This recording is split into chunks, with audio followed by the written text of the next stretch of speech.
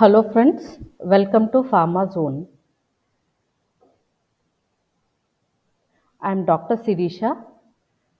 Today we are going to discuss about organophosphorus compound poisoning. By the end of this session, the viewer must be able to understand the signs and symptoms of organophosphorus compound poisoning, the treatment modalities of organophosphorus poisoning, and the specific antidotes and the mechanism by which they act. Being a pharmacology student, let us start with a case study. A farmer was brought to the emergency department with the symptoms of skeletal muscle paralysis, profuse bronchial secretions, meiosis, bradycardia, and convulsions. The alarm indicates exposure to an organophosphorus compound. The fellow farmer who is present in the beside farm brought him in an unconscious state. So, being in present in the emergency department, what is the course of your treatment? Before going into the topic proper, let us first discuss about three important points. What is acetylcholine? What is acetylcholinesterase? And what are the acetylcholine receptors? The acetylcholine is the neurotransmitter which is majorly present in the parasympathetic system. The parasympathetic system plays an important role in our day to day life.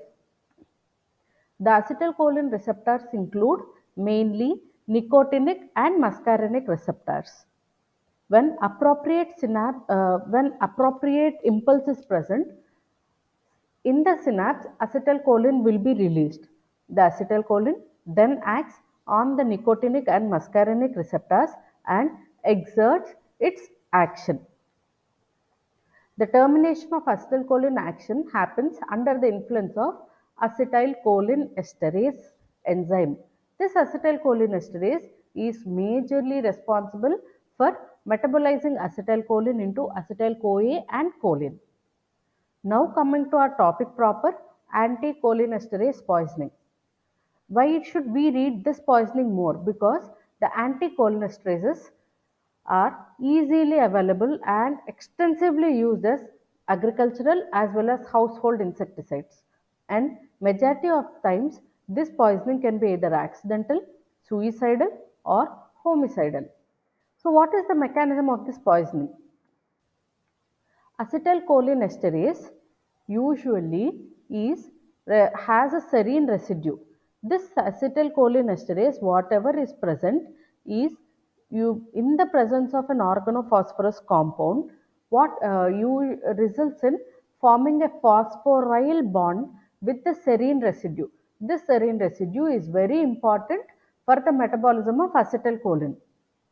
Because the serine residue is not present here, is not free here, the acetylcholine which is present in the synapse stays for a longer duration.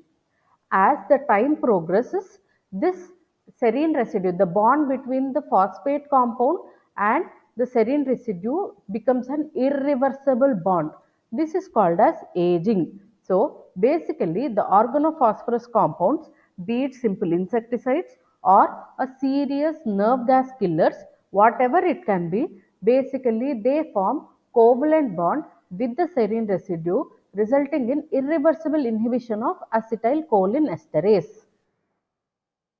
So what are the symptoms of organophosphorus compound poisoning? The symptoms can be both muscarinic and nicotinic. The muscarinic symptoms are usually red under the mnemonic of sludge, salivation, lacrimation, urination, defecation, GI distress, and emesis. Whereas the nicotinic symptoms mainly include tachycardia. So, let us start about the treatment proper. Why do we focus more on the treatment? Because pharmacology people must know the rationale of treating OPIP compound poisoning. The major and the most important thing is maintenance of vitals. They are maintaining patent airway and giving positive pressure respiration if the airway is failing, and controlling the convulsions which come under the nicotinic influence with the help of diazepam, maintenance of blood pressure with the help of IV fluids. Then comes the next point of termination of further exposure, which in the present case study mainly by exposing the farmer to the fresh air, washing the skin, and the mucous membranes with the water and removing his clothes. So what do you think are the specific antidotes? The specific antidotes include atropine and cholinesterase and oximes. Atropine, what is the rationale of giving atropine? Atropine is basically a muscarinic antagonist. So, it blocks the muscarinic symptoms which are present due to organophosphorus compound poisoning. So, till how much duration should you give atropine? The term used for this is atropinization.